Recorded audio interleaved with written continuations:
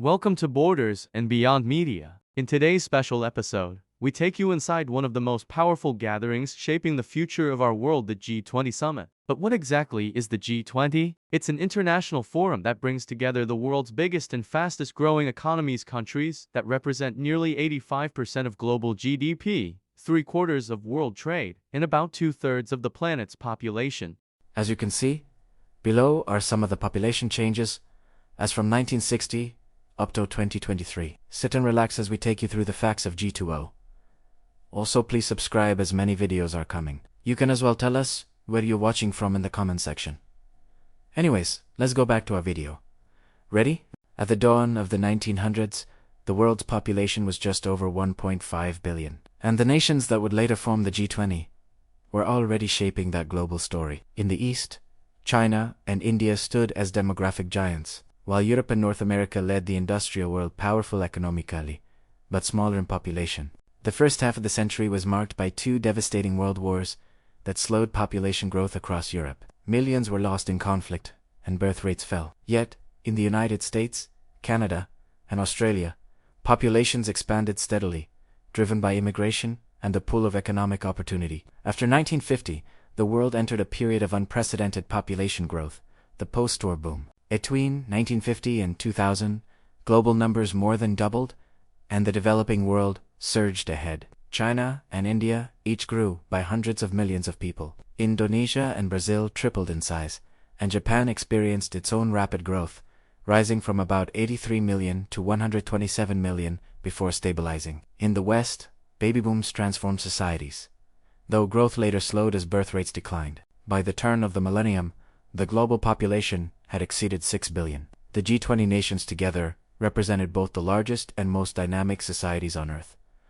A mix of aging, industrial powers in Europe and East Asia, and youthful, fast-growing nations across Asia, Africa, and Latin America. In little more than a century, the G20 countries together grew from roughly 1 billion people in 1900 to nearly 5 billion by 2023. This growth reshaped the world's economy, labor force, and geopolitical landscape. The story of the G20's population is, in many ways, the story of humanity in the modern era, a journey from industrial beginnings to global integration, from explosive growth to an emerging era of demographic slowdown. It is a story of transformation, migration, and shifting centers of power, showing how the balance of population continues to shape the balance of the world. In a world driven by power, policy, and progress, one gathering stands above the rest: the Group of 20, or simply, the G20, an international forum of both advanced and emerging economies. The G20 brings together nations that shape the global agenda,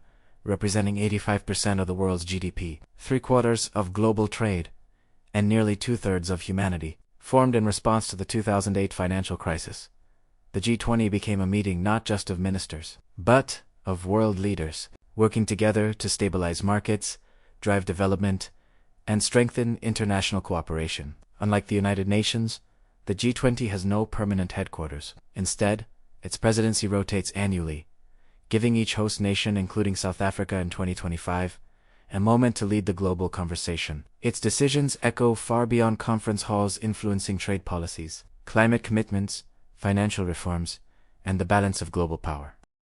The G20's members span every corner of the globe: Argentina, Australia, Brazil, Canada, China, France, Germany, India, Indonesia, Italy, Japan, South Korea, Mexico, Russia, Saudi Arabia, South Africa, the United Kingdom, and the United States, along with the European Union. And since 2023, the African Union, what began as a forum for economic stability, has evolved into a multidimensional alliance, tackling issues from sustainable development and health to climate change, energy, security, and anti-corruption. Under South Africa's presidency, the theme is clear: solidarity, equality, and sustainability. A call to action for a fairer, greener, and more balanced global future.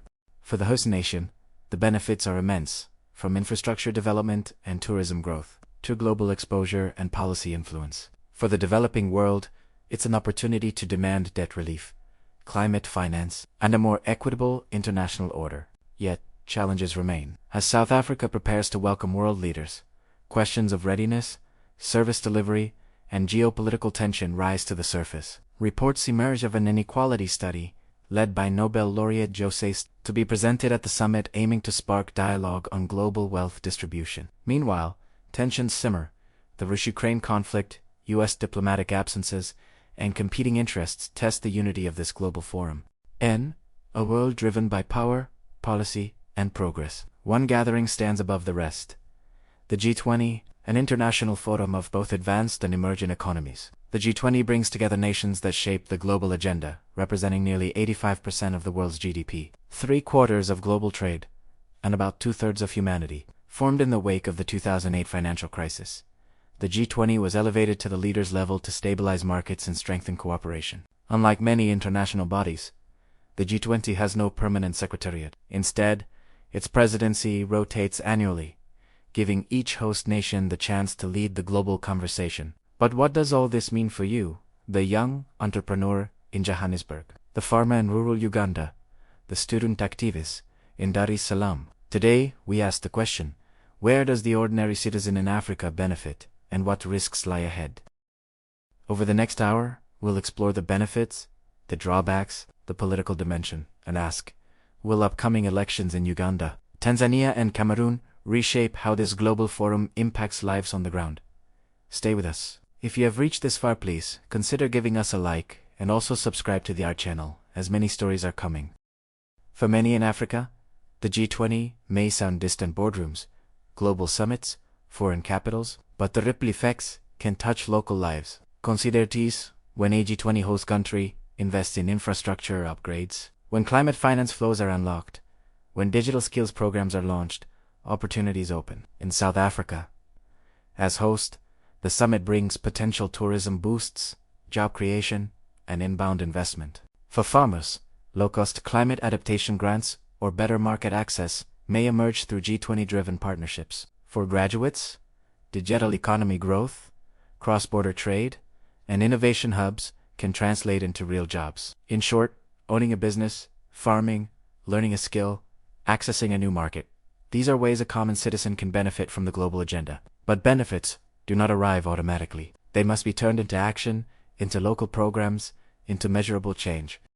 Yet behind the promise lies a harsher reality. Hosting a global summit constrained resources, divert focus from basic needs, and highlight service delivery gaps. While G20 agendas talk of equality and sustainability, ordinary citizens ask, when will the roads in my township be fixed? When will water flow? When will my business access financing? Power remains concentrated in the hands of major economies. Smaller nations may have a voice, and for many Africans, the cost is real. External borrowing, dependency on aid, trade deals that favor others, and a mismatch between global talk and local action. The question then is, how do we ensure the G20 agenda translates into real-life outcomes? For me, for you, for all of us. Segment 4. Elections and Political Dynamics in Uganda, Tanzania, and Cameroon. Hope you're enjoying this. Please subscribe. Anyway, let's go. The global agenda meets local politics in profound ways. In countries like Uganda, Tanzania, and Cameroon, upcoming elections are casting long shadows. While the G20 may not intervene directly, its themes, debt relief, climate, finance, digital infrastructure shape national priorities, and national priorities shape campaigns. Political candidates may promise to attract foreign investment by aligning with global trade goals. They may pledge climate-resilient agriculture because global funding is linked to sustainability metrics. But elections also mean potential disruption. Policy reversal, uncertainty for investors, shifts in regional alignment. A country that leans away from global norms may find itself isolated. This interplay raises vital questions. Will governments running for re-election lean into the G20 agenda to win votes? Will new governments shift course and renegotiate relationships? And ultimately, will citizens feel the difference? Because when national elections meet global forums, the stakes are personal. Segment 5. What should individuals do? How can they engage? Well, you may ask, if I'm not in a summit room, I'm here watching from my phone or TV, what can I do? The answer, plenty. Stay informed. Know how global decisions on trade or climate affect your job, your business, your community. Look for national and local programs launched under the G20 banner, skills training, green jobs, financing for small businesses. Explore them. Apply.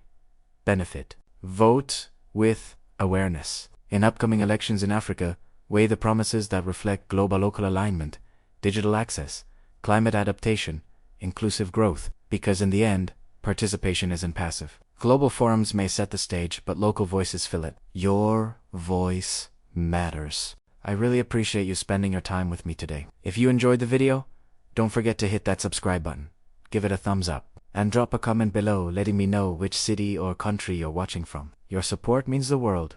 See you in the next one.